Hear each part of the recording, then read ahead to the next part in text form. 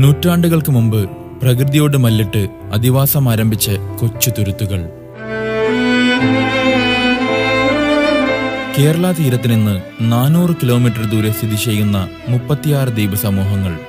അതാണ് ലക്ഷദ്വീപ് സമൂഹം.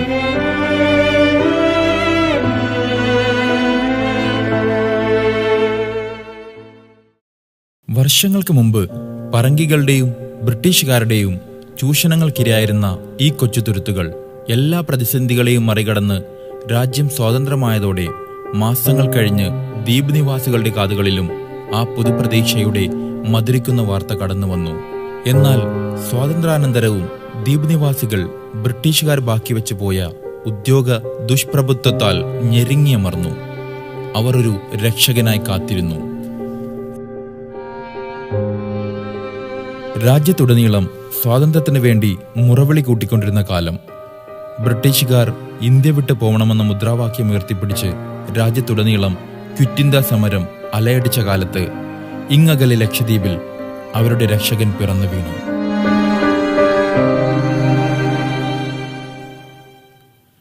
കൽപ്പേനി മുഹിദ്ദീൻ പള്ളിയിൽ ആത്മീയ വഴിയിൽ വർഷങ്ങളോളം ചെലവഴിച്ച് ജ്ഞാനിയായി മാറിയ പള്ളിക്കഴിഞ്ഞൂർ പേരിൽ അറിയപ്പെടുന്ന അഹമ്മദ് മുസ്ലിയാരുടെ മൂന്നാമത്തെ പരമ്പരയിലെ പേരക്കുട്ടിയായി കുന്നാങ്കലം തറവാട്ടിൽ ആറ്റബിയുടെയും കാക്കയിലം സയ്യിദ് മുഹമ്മദ് കോയയുടെയും മകനായി കെ മുഹമ്മദ് കോയ 1942 ജൂലൈ 1 ജനിച്ചു. ദുരിതമനുഭവിക്കുന്ന ദ്വീപുകാർക്ക് സാന്ത്വനമേകാൻ അദ്ദേഹത്തിന്റെ മനസ്സിനെ പാകപ്പെടുത്തുന്ന രീതിയിലായിരുന്നു അദ്ദേഹത്തിന് നേരിടേണ്ടി വന്നിരുന്ന വിധികൾ. 1 വയസ്സ് തികയുമ്പോഴത്തേക്കും ലാളനകളും പിതൃസ്നേഹവും ബാക്കിയാക്കി പിതാവ് സയ്യിദ് മുഹമ്മദ് കോയ നാഥനിലേക്ക് മടങ്ങി. എന്നാൽ ഉമ്മയുടെ ലാളനയിൽ വളർന്നു വന്ന മിടുക്കനായ ആ കുട്ടിക്ക് 8 വയസ്സ് തികയുമ്പോൾ മാതാവും പിതാവിന്റെ അടുക്കലിലേക്ക് യാത്രയായി.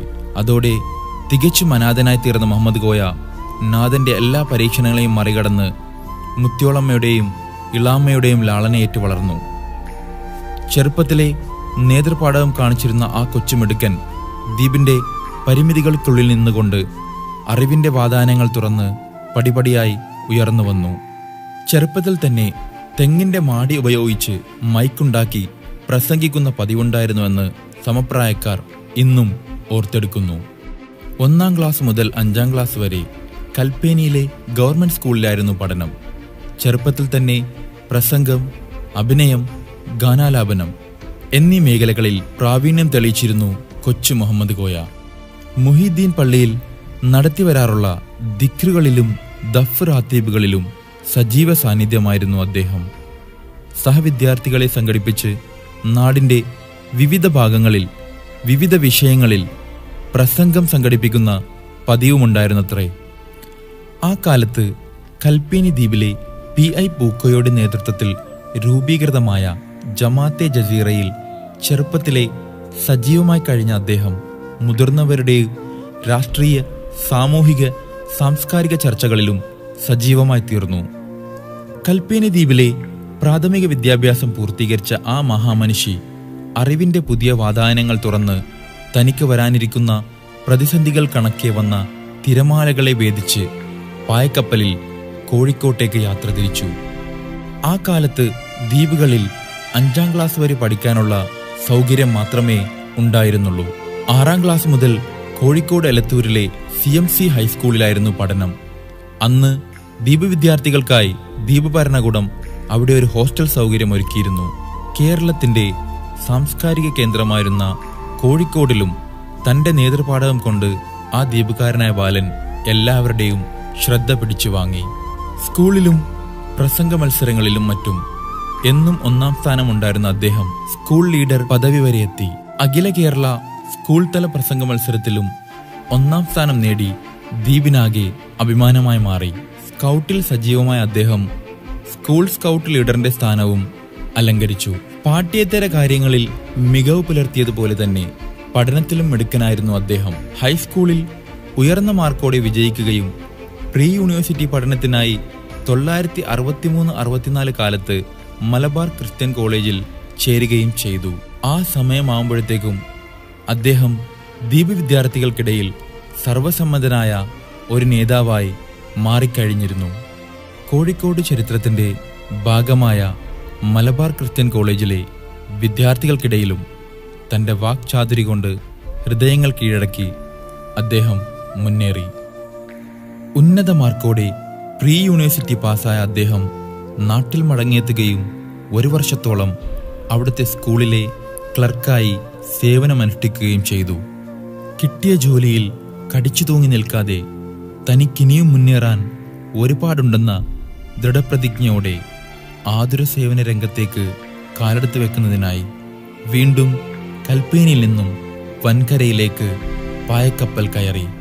രോഗികളെ പരിശോധിക്കാൻ ഉപയോഗിക്കുന്ന സ്റ്റെതസ്കോപ്പ് പിന്നീട് ജനങ്ങളുടെ പ്രശ്നങ്ങൾ പരിശോധിക്കുകയും അതിന് പരിഹാരം കാണുന്നതിനുമായി മാറ്റിവെച്ച് ആ മഹാമനുഷ്യ കിഴക്കിന്റെ വെനീസ് എന്നറിയപ്പെടുന്ന ആലപ്പുഴയുടെ മണ്ണിൽ എത്തിച്ചേർന്നു.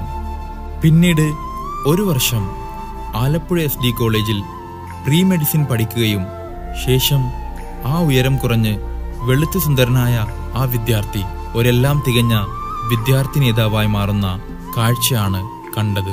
മെഡിസിൻ പഠനത്തിനായി ആലപ്പുഴ TD മെഡിക്കൽ കോളേജിൽ ചേരുകയും തുടർന്ന് ഏതാനും ദിവസങ്ങൾക്കകം കോളേജിലെ എല്ലാവർക്കും പ്രിയപ്പെട്ടവനായി മാറി.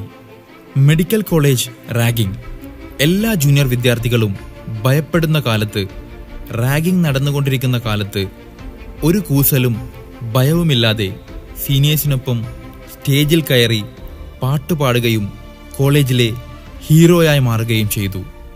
അദ്ദേഹത്തിൽ അലിഞ്ഞു ചേർന്ന അസാമാന്യ ധൈര്യം, പ്രശാന്തമായ അക്ഷോഭ്യത, നർമ്മഭാവന, നേതൃപാടവം എന്നിവ മനസ്സിലാക്കിയ ആലപ്പുഴ മെഡിക്കൽ കോളേജിലെ വിദ്യാർത്ഥികൾ അദ്ദേഹത്തിലെ നേതാവിനെ കണ്ടെത്തി യൂണിയൻ ചെയർമാനായി തെരഞ്ഞെടുത്തു. പിന്നീടങ്ങോട്ട് ആലപ്പുഴ TD മെഡിക്കൽ കോളേജിന്റെ ചരിത്രം തന്നെ മാറ്റിയെഴുതിയ സമര പോരാട്ടങ്ങൾക്ക് സാക്ഷ്യം വഹിച്ചതായി നമുക്ക് കാണാൻ സാധിക്കും.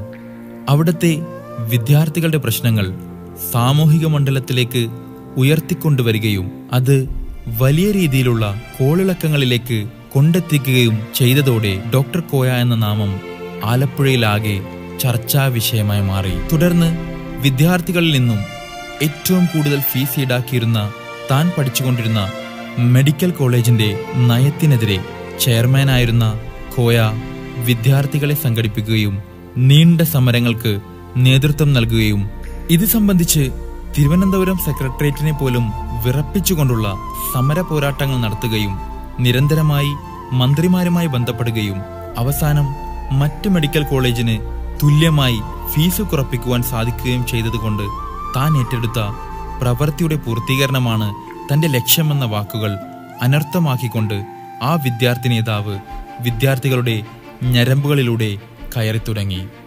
ഈ സമരത്തോടെ കോയയെ സംസ്ഥാന മന്ത്രിമാർ വരെ ശ്രദ്ധിച്ചു തുടങ്ങി.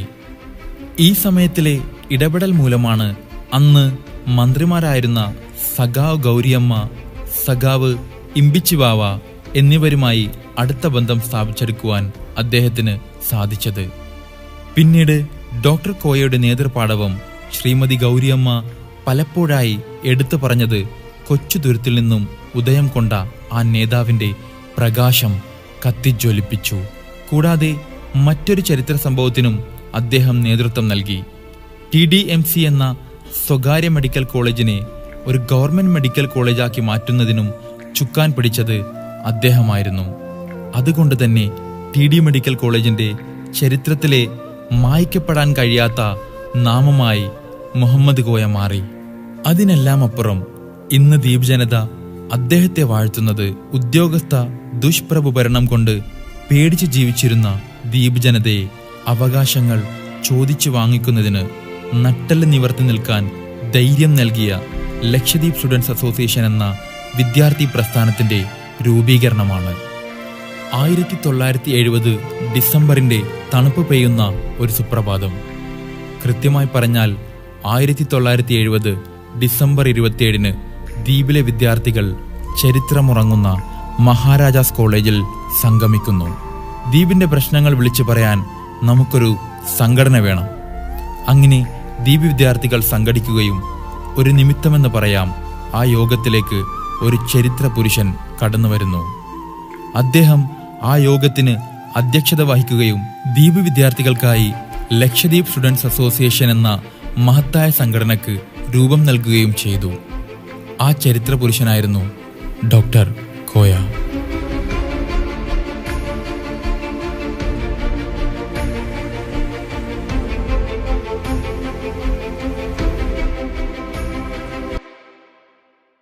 വിദ്യാർത്ഥി രാഷ്ട്രീയ പ്രവർത്തനത്തിനൊപ്പം തന്റെ ഉത്തരവാദിത്വമായ പഠനത്തിൽ പിന്നോക്കം പോവാതെ 1971 മികച്ച രീതിയിൽ MBBS പാസ്സായി ഡോക്ടർ KK മുഹമ്മദ് കോയ.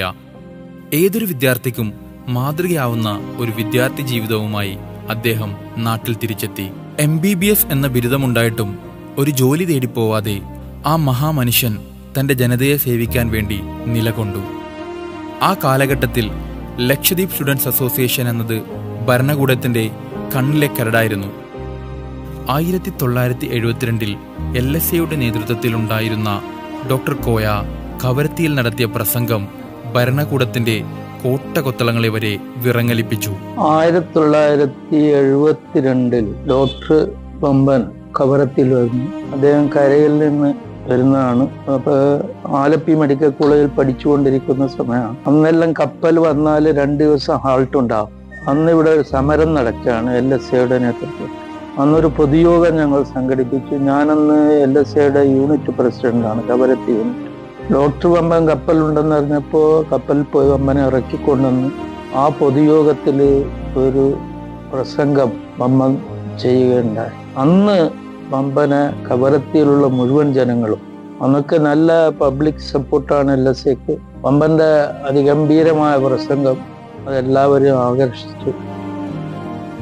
1974 LSAയുടെ നേതൃത്വത്തിൽ നടത്തിയ ഐതിഹാസിക സ്കോളർഷിപ്പ് സമരം ദ്വീപിന്റെ പോരാട്ട ഭൂമികയിൽ ഒരധ്യായമായി ഇന്നും നിലകൊള്ളുന്നു.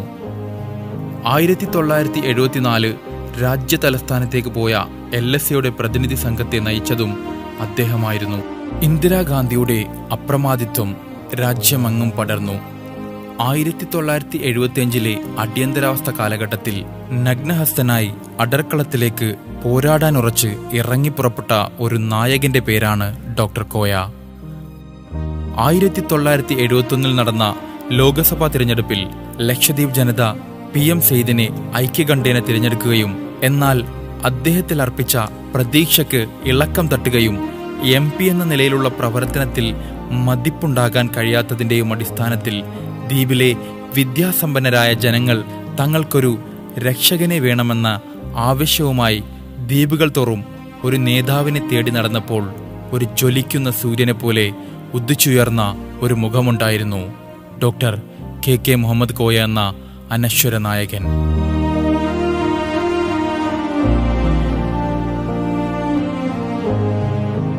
ഡോക്ടർ ബിരുദവുമായി എറണാകുളത്ത് നിന്നും കൽപ്പേനിയിലേക്ക് കപ്പൽ കയറിയ അദ്ദേഹം കപ്പൽ കവരത്തിയിലെത്തിയപ്പോൾ അവിടെ ഇറങ്ങുകയും അവിടെ വെച്ച് ചില പൗരപ്രമുഖരും സ്വാതന്ത്ര്യത്തിനും നീതിക്കും വേണ്ടി ദാഹിക്കുന്ന ജനങ്ങളും അദ്ദേഹത്തെ സമീപിക്കുകയും തങ്ങളുടെ മുന്നിൽ നേതാവായി നിൽക്കണമെന്നും ആവശ്യപ്പെട്ടതിന്റെ അടിസ്ഥാനത്തിൽ രാഷ്ട്രീയ ജീവിതത്തിലേക്ക് ആ മഹാത്മാവ് കാലെടുത്തു വെച്ചു.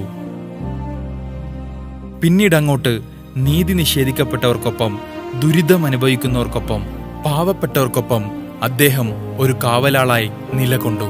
പാവപ്പെട്ടവന്റെ പടത്തലവനായി മാറി. രാജ്യത്താകെയും അടിയന്തരാവസ്ഥ കൊടുമ്പിരി കൊള്ളുന്ന സമയം ലക്ഷദ്വീപിലെ ഏക വിദ്യാർത്ഥി സംഘടനയായ LSAയെ പിളർത്താൻ വേണ്ടി അന്നത്തെ പ്രതിനിധിയും സംഘവും ശ്രമിക്കുകയും അഗത്തി ദ്വീപിൽ വെച്ച് സംഘടനയെ 2ആയി പിളർത്തുകയും ചെയ്തു. അന്ന് ഡോക്ടർ പമ്പന് പ്രസംഗിക്കുവാനുള്ള അവസരം നിഷേധിച്ചപ്പോൾ കേന്ദ്രമന്ത്രിയെപ്പോലും അമ്പരപ്പിച്ചുകൊണ്ട് മൈക്ക് പിടിച്ചു വാങ്ങി LSAയുടെ സ്ഥാപക നേതാവ് നടത്തിയ പ്രസംഗം ഇന്നും ആവേശത്തോടെ ഓർത്തെടുക്കുകയാണ് അന്നത്തെ ദൃക്സാക്ഷികൾ. ഇന്ത്യ എന്നാൽ ഇന്ദിരയെന്നും ഇന്ദിര എന്നാൽ ഇന്ത്യയെന്നും വിളിച്ചോതിയ ഒരു കാലഘട്ടത്തിൽ ഇന്ദിരാഗാന്ധിയുടെ സെക്രട്ടറി ബമ്പൻ വെച്ച കറുത്ത കൂളിംഗ് ഗ്ലാസ് എടുത്തു മാറ്റണമെന്ന് ആവശ്യപ്പെട്ടപ്പോൾ glass is on my face and not on your madam's face എന്ന ഇടർച്ചയില്ലാത്ത വാക്കുകളിലൂടെ തിരിച്ചു പറയാൻ ധൈര്യം കാട്ടിയ ധൈര്യശാലിയായ ഇന്ത്യയിലെ ചുരുക്കം ചില നേതാക്കളിൽ ഒരാളാണ് ഡോക്ടർ കോയ.